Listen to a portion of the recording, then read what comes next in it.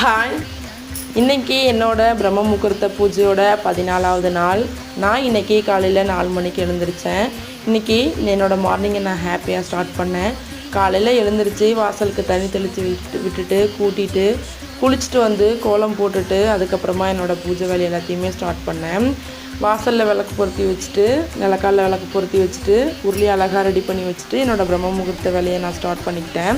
இன்றைக்கி ஆடி 18 அப்படிங்கிறதுனால தாலி செயின் இல்லை கயிறு மாற்றுறவங்க காலையில் 7:35லேருந்து 8:50க்குள்ளே மாற்றிக்கோங்க. அதுக்கப்புறமா 10:35லேருந்து 11:55 வரைக்கும் நல்ல நேரம். கயிறு மாற்றுறவங்க மாற்றிக்கோங்க. ஆடி 18 அன்னைக்கு தாலி கயிறு மாற்றினா ரொம்ப விசேஷம்னு சொல்லுவாங்க. அதனால் இந்த நல்ல நேரத்தில் உங்களோட தாலி கயிறை மாற்றிக்கோங்க. தேங்க்யூ.